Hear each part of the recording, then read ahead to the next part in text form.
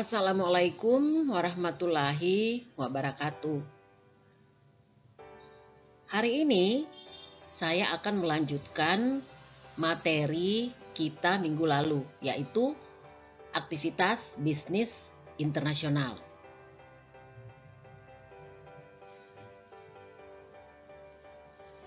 Sebelumnya, saya sudah jelaskan tentang ekspor dan impor. Jadi ekspor dan impor itu merupakan aktivitas bisnis internasional. Nah, ekspor itu adalah barang-barang atau jasa yang diproduksi secara domestik atau di dalam negeri untuk kemudian dijual ke negara lain atau ke negara asing. Nah, sementara import itu adalah apabila barang atau jasa yang diproduksi di negara asing atau luar negeri kemudian dibeli oleh konsumen domestik. Oke. Nah, hari ini saya akan lanjutkan materi kita ya, yaitu investasi internasional dan bentuk lain dari aktivitas bisnis internasional.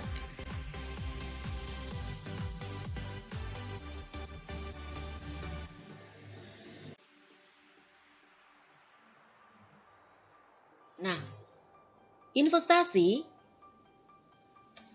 internasional itu terbagi atas dua. Jadi yang pertama itu adalah foreign direct investment, dan yang kedua itu adalah foreign portfolio investment.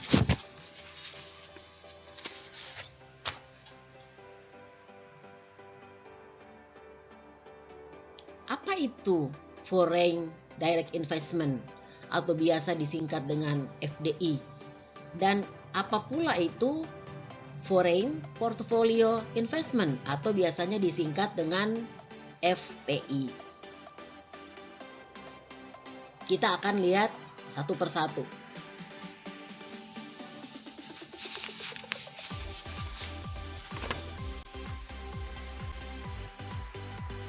Nah, foreign direct investment itu adalah investasi yang dilakukan dengan tujuan secara aktif untuk mengendalikan properti atau perusahaan yang berlokasi di negara tuan rumah atau host country. Ya. Jadi kalau kita berbicara tentang foreign direct investment itu sebenarnya kita berbicara tentang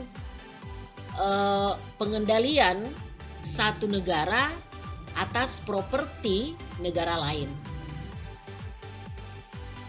Nah, foreign direct investment itu terbagi atas dua bentuk, yaitu greenfield investment dan akuisisi. Nah, greenfield investment itu meliputi operasi bisnis yang baru di negara asing ataupun negara tujuan atau host country. Nah, greenfield investment ini biasanya kurang populer ya, atau kurang diminati oleh host country atau negara tujuan. Karena tujuan dari greenfield investment itu sebenarnya untuk mengendalikan secara penuh operasi bisnis di satu negara tertentu. Nah, makanya host country ini biasanya kurang suka dengan bentuk FDI yang satu ini atau greenfield investment ya, karena apabila ada satu perusahaan kemudian dia melakukan FDI dalam bentuk greenfield investment, artinya perusahaan tersebut akan mengendalikan secara penuh perusahaan itu. Jadi host country di sini itu tidak mempunyai kendali sama sekali terhadap perusahaan yang dijalankan oleh negara asing tersebut. Nah, makanya ini kurang populer.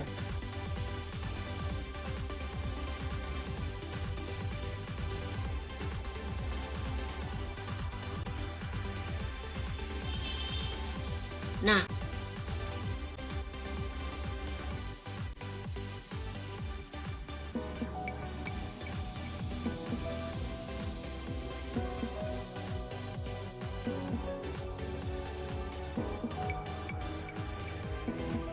bentuk kedua dari FDI itu adalah akuisisi. Jadi akuisisi ini terjadi apabila satu perusahaan itu membeli saham dari perusahaan lain dari negara lain. Ya. Nah, contoh praktek akuisisi itu yang paling terkenal adalah pada saat Kraft, perusahaan Kraft dari Amerika Serikat itu mengambil alih atau mengakuisisi Cadbury, yaitu perusahaan coklat yang sangat terkenal dari Inggris. Nah, pembelian seluruh saham Cadbury dari Inggris oleh perusahaan Kraft ini itu menempatkan atau membuat Kraft itu menempatkan eksekutifnya itu untuk mengawasi pengoperasian dari Cadbury dan mengintegrasikannya ke dalam program pengadaan dan pemasaran global dari Kraft. Ya. Nah, contoh yang lain dari akuisisi itu adalah pada saat Coca-Cola mengakuisisi Ades. Sedangkan contoh yang lain yang terjadi di negara kita sendiri itu adalah pada saat Heinz Corporation Limited itu mengakuisisi PT ABC Central Food Industry.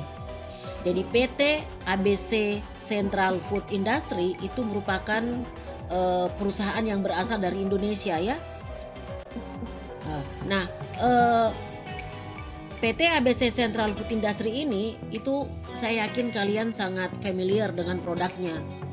Kecap ABC, saus sambal ABC, saus tomat ABC, ya. Nah, jadi PT ABC ini sudah diakuisisi oleh Heinz dan namanya diubah menjadi PT Heinz ABC Indonesia.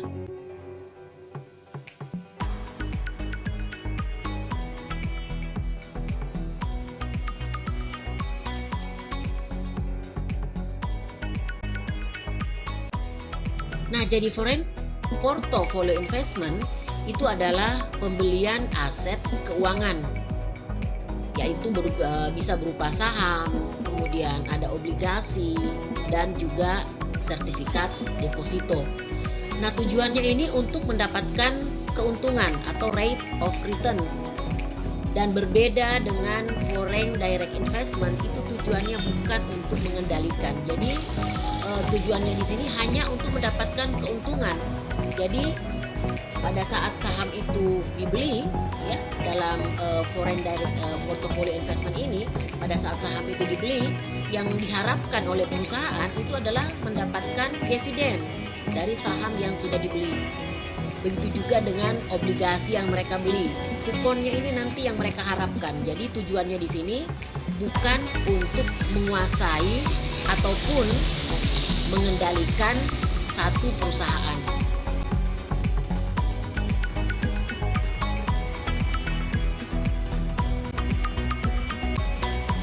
Nah, sekarang pertanyaannya, manakah kira-kira yang lebih mahal dan beresiko? Apakah FDI ataukah mengekspor?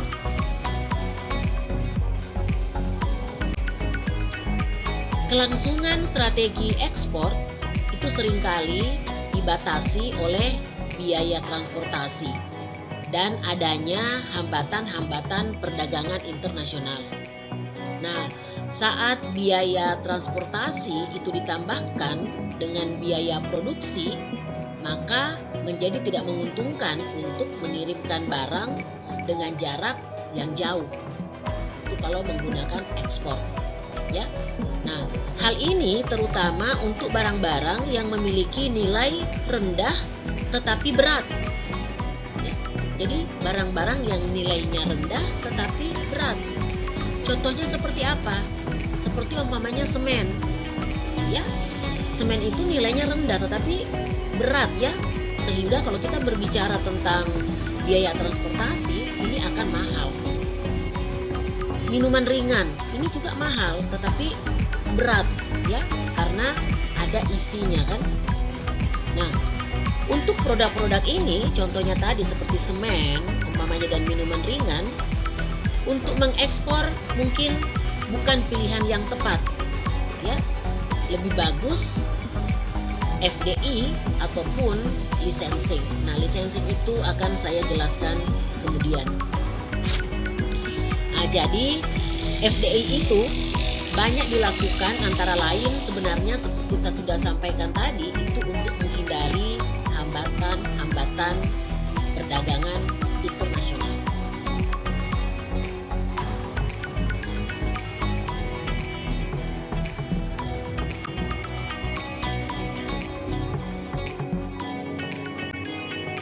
Nah, berikutnya saya lanjutkan dengan bentuk lain aktivitas bisnis internasional.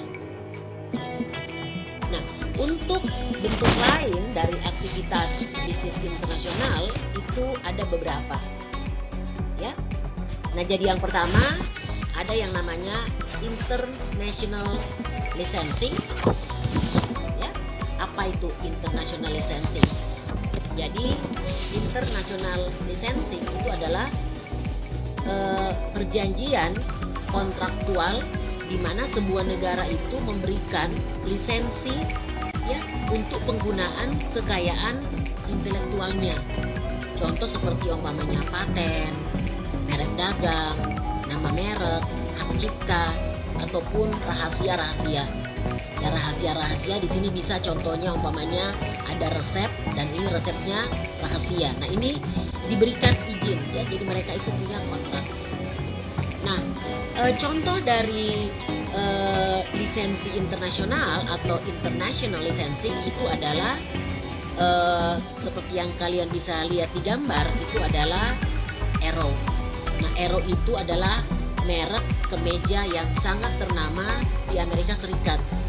Nah, jadi Arrow ini dia mengizinkan penggunaan mereknya itu kepada PT Indonesia Great River, ya, satu perusahaan yang ada di Indonesia untuk menggunakan mereknya ini. Jadi pakaiannya ini, kemejanya ini dijahit di Indonesia, tetapi mereknya ini menggunakan merek Arrow. Ya, apa keuntungannya dari Arrow di sini? Nah, keuntungan dari Arrow itu adalah dia akan mendapatkan sejumlah persentase tertentu ataupun royalti dari berapa penjualan yang dilakukan oleh PT Indonesia Great River. Contoh yang lain dari international licensing itu adalah pada saat Walt Disney, pasti kalian tahu kan Walt Disney. Toko-toko Walt Disney ini antara lain ada Mickey Mouse, ya, ada Donald Bebe, ada Minnie, ada Goofy dan sebagainya. Nah, jadi Walt Disney ini mengizinkan perusahaan pakaian anak-anak di Indonesia itu untuk menggunakan wajah senyum Mickey Mouse, ya. Jadi wajah Mickey Mouse inilah yang menjadi lisensi, ya.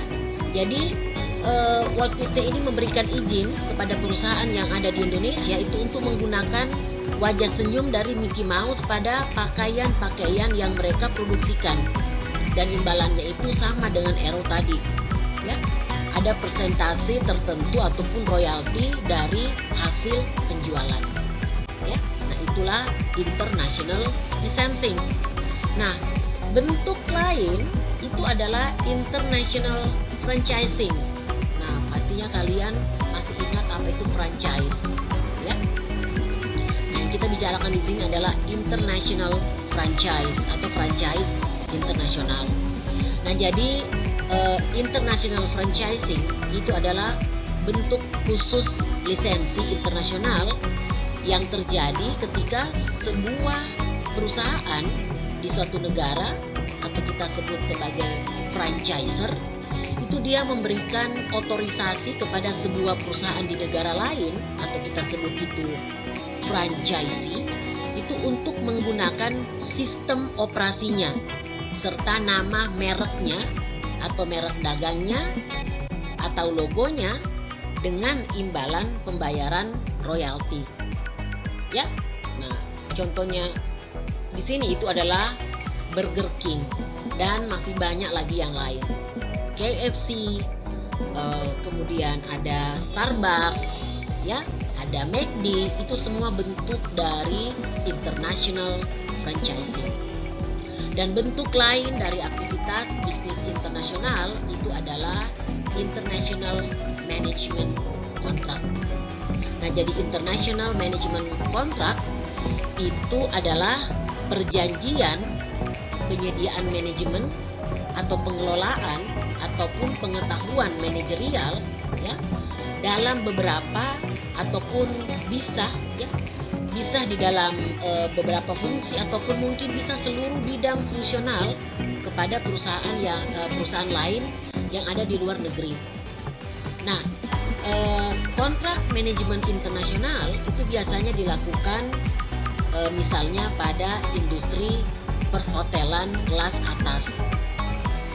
Pemilik hotel seperti umpamanya Marriott, kemudian Hilton, Hyatt, Sheraton, itu biasanya tidak memiliki hotel-hotel mahal yang membawa merek mereka itu di seluruh dunia, tetapi hanya mengoperasikannya di bawah kontrak manajemen. Ya, jadi contoh seperti yang ada di Kota Makassar, ya, kan ada Hyatt Aryaduta. Nah, itu berarti manajemennya itu, ya, dia menggunakan manajemen dari Hyatt, ya, sama dengan juga 4 Point by Sheraton. Nah, itu juga dia menggunakan international management contract. Jadi bukan berarti bahwa Sheraton itu dimiliki oleh 4 Point itu dimiliki oleh Sheraton, tetapi pengoperasiannya itu dibawa atau menggunakan, ya, sistem pengelolaan ataupun manajemen dari Sheraton. Begitu juga dengan contohnya Hyatt Aryaduta.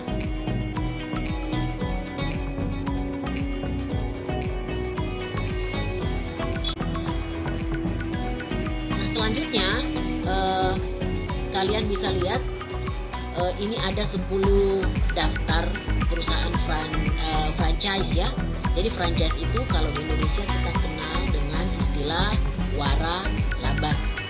Nah, ini adalah 10 perusahaan waralaba terbesar di dunia, ya.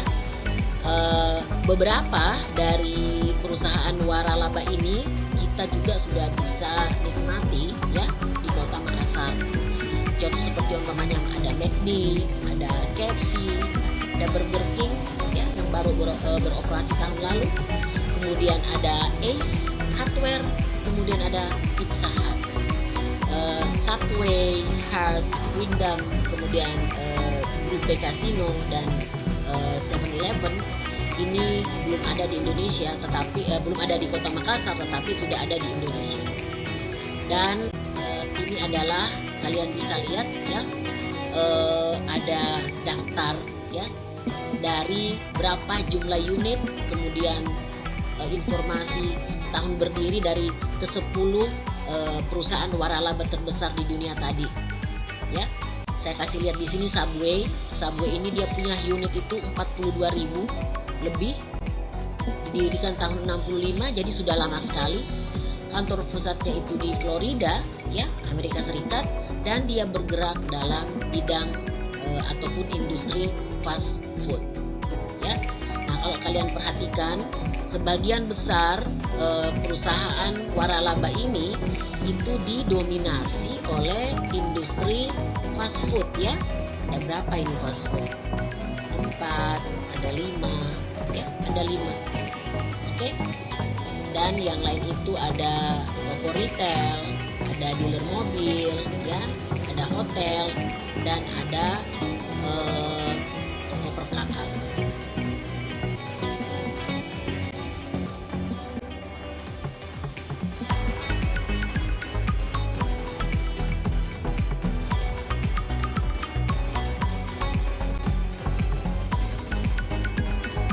Nah, demikianlah pokok bahasan kita kita kali ini, yaitu aktivitas bisnis internasional. Semoga materi ini bermanfaat dan sampai bertemu pada pokok bahasan selanjutnya. Assalamualaikum warahmatullahi wabarakatuh.